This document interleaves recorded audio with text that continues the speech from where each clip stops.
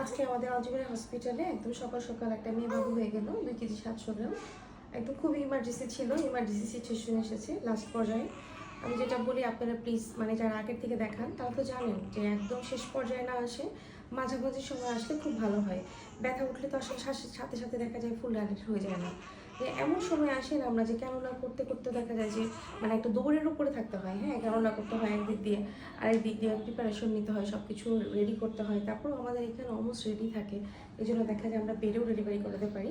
এই বাবুটাকেও কিন্তু বেডেই ডেলিভারি করাতে হয়েছে, আমরা লেবার রুমে নিতে পারিনি। তো যাই হোক, বাচ্চা ভালো আছে, বাচ্চার মাও ভালো আছে। তো আপনারা সবসময় যেটা বলি, এরপর থেকে যারা আসবেন ইমার্জেন্সি সিচুয়েশনে মানে এত লাস্ট পর সিচুয়েশনে আসবেন না, অ্যাটলিস্ট আরেকটু আগে আসবেন, আমাদেরকে সময় দিবেন। কারণ এইরকমভাবে আসলে দেখা যায় কিন্তু বাচ্চার ক্ষতি হওয়ার সম্ভাবনা থাকে। বাচ্চার মাকে নিয়েও দেখা যায় যে বিভিন্ন ধরনের প্রবলেম হতে পারে। যেমন কালকের আগের দিনই একটা রিটার্ন প্লেসেন্টা ছিল, এই ধরনের প্রবলেম হয় যে বাড়িতে ট্রায়াল দিয়ে আসলে তখন দেখা যায় যে অনেক ধরনের প্রবলেম অ্যারাইজ করে। আসলে তো জানি না, আমাদের দেশে অনেক দেয়, অনেকভাবে ট্রায়াল দেয়, কেউ কেউ এখন যে ডিরেক্ট ইঞ্জেকশনও দিয়ে দেয়, ঠিক আছে? তো ওই সব ক্ষেত্রে কিন্তু অনেক ডেঞ্জারাস। তো আমরা দেখা যায় সব কিছু জানতেও পারি না, ওনারা সব কিছু শেয়ারও করে না।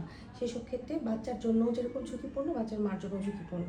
তো যাই হোক, দয়া করে আমার পেশেন্ট যারা আছেন, আমরা তো নিউ পেশেন্ট রাখি না, তারা ব্যথা ওঠার সাথে সাথে চলে আসবে না। কারণ আমরা এখানে অকারণে সিজার করি না, সর্বোচ্চ ট্রায়াল দিই। কাজেই এতটুকু বিশ্বাস তো আছে, বিশ্বাস আছে বলে আমাদের কাছে আসেন। তো যাই হোক, বাবুর জন্য দোয়া করবেন, আর যে যেখানে আছে নর্মাল ডেলিভারির চেষ্টা করে যাবেন, দেখবেন নর্মাল ডেলিভারি হয়ে যাবে। সবাই ভালো থাকবেন, আল্লাহ হাফেজ, আসসালামু আলাইকুম।